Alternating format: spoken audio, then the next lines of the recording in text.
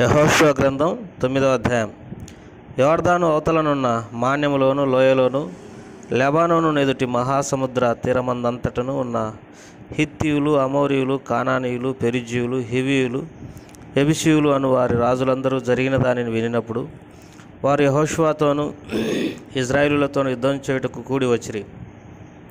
యెహోషువ యెరికోకును హాయికిని చేసిన దానిని గిబియోను నివాసులు వినినప్పుడు వారు కపటోపాయం చేసి రాయబారులమని వేషం వేసుకుని బయలుదేరి తమ గాడిదలకు పాత గోనె కట్టలు కట్టి పాతగిలి చినిగి కుట్టబడి ఉన్న ద్రాక్షారసపు సిద్దెలు తీసుకొని పాతగిలి మాసిక వేయబడిన చెప్పులు పాదములకు తొడుక్కొని పాత బట్టలు కట్టుకొని వచ్చిరి. వారు ఆహారంగా తెచ్చుకొనిన భక్ష్యములన్నీ ఎండిన ముక్కలుగా నుండెను.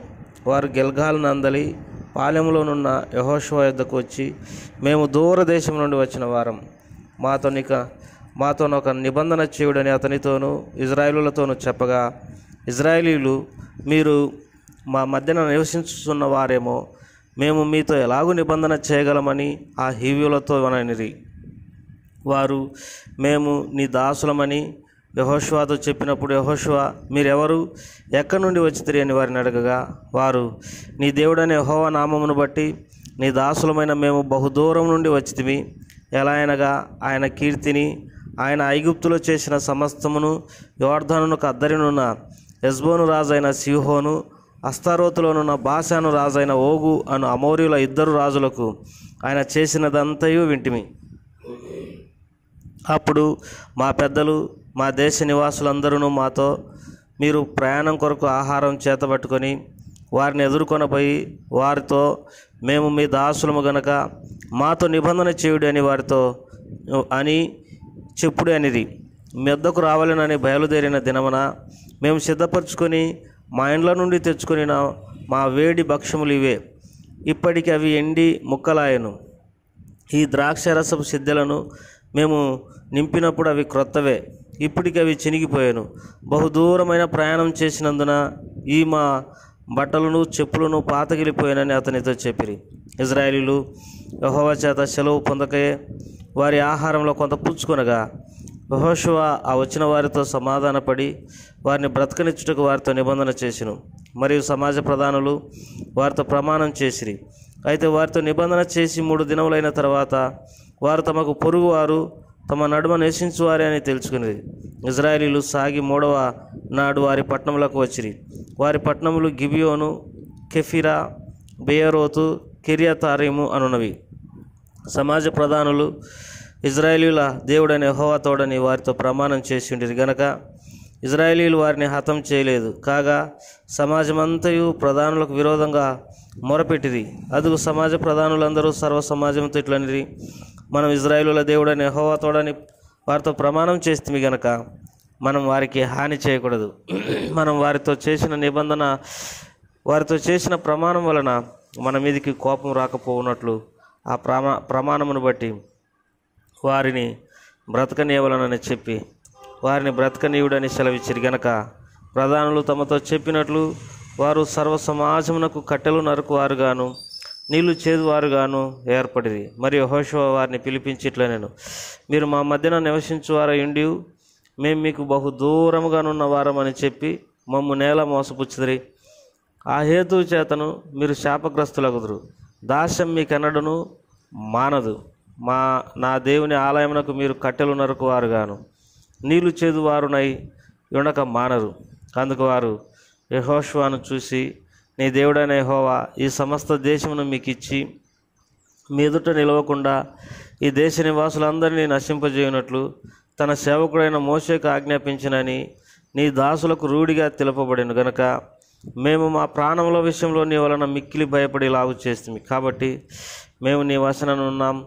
మాకేమి చేయుట నీ దృష్టికి న్యాయమో, ఏది మంచిదో అదే చేయమని యెహోషువకు ఉత్తరం ఇచ్చిరి. కాగా అతడు ఇలాగు చేసి ఇశ్రాయేలీయులు గిబియోనీయులను చంపకుండా వారి చేతులలో నుండి విడిపించెను. అయితే సమాజం కొరకును యెహోవా ఏర్పరచుకున్న చోటున నుండి బలిపీఠం కొరకు కట్టెలు నరుకువారుగాను నీళ్లు చేదువారుగాను యెహోషువ ఆ దినమందే వారిని నియమించెను.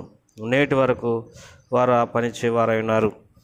ఈ వాక్య భాగాలను ప్రభువారు మన కొరకై దీవించునుగాక. ప్రేమగల తండ్రి, దయగల ప్రభా, ఈ ఉదయకాల సమయంలో నీకు స్తుతులు వందనములు చెల్లిస్తూ నిన్ను ఆరాధిస్తుంటున్నాం. మరి మీరు మాకు ఇచ్చినటువంటి వాక్యాన్ని బట్టి, బైబిల్ గ్రంథమును బట్టి నేను ఎంతగానో స్తుతిస్తూ ఆరాధిస్తుంటున్నాం. మీరు వాక్యము అయిన దేవుడు అయినందుకై స్తోత్రములు. ఉదయకాల సమయంలో చదవబడిన ఈ వాక్య భాగాన్ని మా కొరకే ఆశీర్వదించమని, మేము నేను తెలుసుకోవడానికి సహాయపడుతున్నామని యేసు ప్రభువారి నామం పేరట స్తుతించి ప్రార్థించి అడిగి వేడుకుంటున్నాం తండ్రి, ఆమేన్. ప్రియమైన సోదరి సోదరులారా, మీ అందరికీ యేసుక్రీస్తు నామం పేరట శుభములు తెలియజేస్తుంటున్నాం. మరి దేవుడు ఇజ్రాయేలులను ఐగుప్తులో ఉండి బయటికి తీసుకొచ్చిన తర్వాత మరి ఆయన అరణ్యంలో వారిని ఏ రీతిగా నడుపుతూ వచ్చినాడో మనందరికీ తెలిసిన విషయమే. మొదట ఆయన ఐగుప్తు అధికారం నుండి, ఐగుప్తు రాజు చేతి నుండి, ఐగుప్తు ప్రజల నుండి వారిని విడిపించినాడు. తర్వాత తన బాహుబలం చేత వారిని అరణ్యంలో మరి నడిపిస్తూ వచ్చినాడు.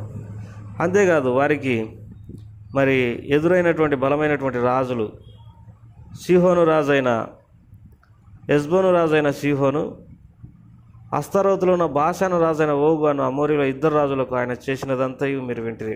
10వ వచనం, 9వ అధ్యాయం 10వ వచనం. సీహోను రాజును బాషాను రాజైన ఓగును వారు చంపినారు. వీరి గురించి ఆ కాలంలో ఉన్న ప్రజల అభిప్రాయం, వీరు చాలా బలవంతులైనటువంటి రాజులు. ఇదే సంగతి యెహోషువ గ్రంథం 2వ అధ్యాయంలో రాహాబు అను స్త్రీ కూడా మరి వేగుల వారైన ఇజ్రాయేలులతో ప్రస్తావించింది. మీరు సీహోను రాజైన ఓహును, హెష్బోను రాజైన సీహోనును, ఆస్తారోతులో ఉన్న బాషాన్ రాజైన ఓగును ఏ రీతిగా చంపినారో అది మాకు వినబడినన్నది. కాబట్టి వారు ఎంతో బలవంతులైన రాజులైనప్పటికీ ఇజ్రాయేలు వారిని ఓడగొట్టినారు. వారి ఎదుట నిలవలేక ఇజ్రాయేలుల ఎదుట మరి ఆ ఇద్దరు రాజులు నిలవలేక ఓడిపోయినారు. ఆ తర్వాత యెరికో చాలా బలమైనటువంటి పట్టణం, దాని ప్రాకారం కూడా ఎంతో బలమైనది. అందులో ఒక రాహాబను స్త్రీ విశ్వాసం ద్వారా కాపాడబడింది. మిగతా వాళ్ళందరూ నశించిపోయినారు. ఇప్పుడు మరి గిబియోనీయులు మారువేషం వేసుకొని మరి యెహోషువ దగ్గరికి, మరి ఇజ్రాయేల్ దగ్గరికి వచ్చినారు. వారు కపటోపాయంతో వచ్చినారు. కారణం ఏంటిదంటే, వారికి అర్థమైంది మోషే ద్వారా దేవుడు సెలవిచ్చినాడు, మరి ఎవరు కూడా వారి ఎదుట నిలబడలేరు. తర్వాత కానాను దేశాన్ని దేవుడు వారికి ప్రమాణం చేసినాడన్న సంగతి గిబియోనీయులు ఎరిగినారు. వీరిని హివ్వీయులని కూడా అందరూ. ఈ గిబియోనీయులు మరి రాయబారం కొరకు మోషే దగ్గరికి వచ్చినారు. పాత బట్టలు వేసుకున్నారు, పాత చెప్పులు వేసుకున్నారు, తర్వాత పాత ద్రాక్షరసపు సిద్ధలు తీసుకున్నారు, గాడిదలు ఎక్కి వచ్చినారు. వచ్చి మాతో ప్రమాణం చేయమని అడిగినారు. యెహోషువ అన్నాడు, మీరు ఎవరు, ఎట్లా మేము మీకు ప్రమాణం చేయాలి అన్నప్పుడు, మేము ఆ దేవుని యొక్క కీర్తిని దూరదేశం నుండి విన్నాం. కాబట్టి మేము ఆయనను గూర్చి విని ప్రయాణం చేసినప్పుడు ఎన్ని పాతగిలిపోయినాయి, పాత చెప్పులు పాతగిలిపోయినాయి, బట్టలు పాతగిలిపోయినాయి, సిద్ధ పాతగిలిపోయినాయి, రొట్టెలు కూడా పాతగిలిపోయినాయి. కాబట్టి దయచేసి మాతో ప్రమాణం చేయమని చెప్పినప్పుడు యెహోషువ అయితే ప్రమాణం చేయలేదు. అయితే తొందరపడి ఇజ్రాయేలీలు యెహోవా సెలవు పొందకై ఆహారంలో కొంత పుచ్చుకొనగా, ఇజ్రాయేలీలు దేవుని సెలవు తీసుకోలేదు, తొందరపడినట్టు. ప్రియమైనటువంటి వారులారా, మరి ఇక్కడ రాయబడినటువంటి మాట 14వ వచనం, 9వ అధ్యాయం యెహోషువ గ్రంథం 14వ అధ్యాయం. ఇజ్రాయేలీలు యెహోవా చేత సెలవు నొందకయే వారి ఆహారంలో కొంత పుచ్చుకొనగా. ఆహారంలో కొంత పుచ్చుకుంటున్నావు అని అంటే అర్థం ఏంటంటే, వారితో నువ్వు మరి కలిసి ఉండడానికి ఇష్టపడుతున్నావు, నిబంధన చేస్తుంటున్నావు అని దీని అర్థం. అంతేకాదు, ఇజ్రాయేలీలే కాదు, ఇజ్రాయేల్లో ప్రధానులు కూడా మరి వారితో ప్రమాణం చేసినారు. ఒక యెహోషువ దూరంగా ఉంటూ వచ్చినాడు. ఎందుకంటే తనకు తెలుసు మరి దేవుని జ్ఞానం ఉంది. లోకంలో మనల్ని మోసపుచ్చేటటువంటి వారు అనేక మంది ఉన్నారు. మనం దేవుని సెలవు లేకుండా ఏది కూడా చేయకూడదు. దేవుని సెలవు, దేవుని చిత్తము, దేవుని యొక్క ఏర్పాటును ఖచ్చితంగా కనుక్కోవాలి. ఒక వస్తువు కొనుక్కోవాలన్నా, ఒక పని చేయాలన్నా, మరి ఒక చోటికి వెళ్ళాలన్నా, ఏం చేయాలన్నా మరి మనము దేవుని యొక్క చిత్తాన్ని కనుక్కొనవలసినటువంటి వారం అంటున్నాం. పూర్వీకులైనటువంటి దేవుని దాసులు దేవుని యొద్ద సంపూర్ణంగా మరి విచారించి దేవుని చిత్తం కనుక్కున్న తర్వాతనే వారు బయలు వెళుతూ వచ్చినారు. ఆ రీతిగా ఆశీర్వదించబడుతూ వచ్చినారు. ప్రియమైన సోదరులారా, ఈ గిబియోనీయులు తమ మధ్య ఉన్నటువంటి వారైనప్పటికీ ఇజ్రాయేలులను మోసపుచ్చినారు. ఇజ్రాయేలీలు కూడా యెహోవా సెలవు పొందకుండా మరి వారి ఆహారంలో కొంత పుచ్చుకున్నారు. మరి ఈ సమాజ ప్రధానులు కూడా మరి వారితో నిబంధన చేసినారు. ఇప్పుడు ఏం అర్థం కాలేదు, వారు తమ మధ్య ఉన్నటువంటి వారే అని. 17వ వచనం, ఇజ్రాయేలీలు సాగి 3వ నాడు వారి పట్టణంలోకి వచ్చి వారి పట్టణంలో గిబియోను, కెఫిరా, బెయేరోతు, కిర్యాతారిం అని ఉన్నవి. కాబట్టి ఇప్పుడు తెలిసిపోయింది తమ మధ్య ఉన్నటువంటి వారే అని. వారు సమాజమంతా ప్రధానులకు విరోధంగా మొరపెట్టినారు. ఇప్పుడు తప్పు చేసింది ఎవరనంటే ఇజ్రాయేలీలు, అంటే ప్రజలందరూ. తప్పు చేసింది ఎవరనంటే సమాజ ప్రధానులు. ఇప్పుడు ఇజ్రాయేలీలు సమాజ ప్రధానులకు విరోధంగా మొరపెట్టారు. మొదట చేసింది ప్రజలే, దాని తప్పు ఎవరి మీదకి మోపుతున్నారంటే ప్రధానుల మీదకి. కాబట్టి దేవుని ప్రజలారా, ఇప్పుడు వారికి ఏం అర్థం కాలేదు. అప్పుడు యెహోషువ వారిని పిలిచి, మీరు మాకేం చేసినారన్నప్పుడు వారు, మేము భయపడినాం, మా ప్రాణాల కొరకు మేము ఇట్లా కపటోపాయంతో మాట్లాడినామన్నప్పుడు, మీరు శాపగ్రస్తులు. కాబట్టి ప్రియులారా, మరి శాపగ్రస్తులు, మీకు దాస్యం ఎన్నడూ విడవదు. కొన్నిసార్లు మరి మనం ఇతరులను మోసం చేసినప్పుడు, మనం ఇతరుల విషయమై తప్పుడుగా నడుచుకున్నప్పుడు శాపగ్రస్తులమవుతాం. మనకున్న దాస్యం విడవదు. కొన్ని కుటుంబాలకు ఎంతకాలము శాపం విడవదు. కొన్ని కుటుంబాలు ఎప్పుడు దాస్యంలోనే ఉంటాయి, ఆశీర్వాదమే ఉండదు. ఎందుకంటే వారి జీవితంలో ఉన్న అబద్ధము, వారి జీవితంలో ఉన్న మోసము, వారి జీవితంలో ఉన్న టక్కరి, జిత్తుల మారితనం, రకరకాల పాపాలను బట్టి వారి జీవితంలో ఎప్పుడు దాస్యం అనేది ఉంటుంది. ప్రియమైన సోదరులారా, ఎంతో హీన స్థితిలో ఉంటారు. కారణం ఏంటంటే వారిలో ఉన్నటువంటి పాపమే, యథార్థత, నీతి, న్యాయం లేకపోవడాన్ని బట్టి శాపము, దాస్యం వారికి అన్నిటికీ రోకుండా ఉంటుంది.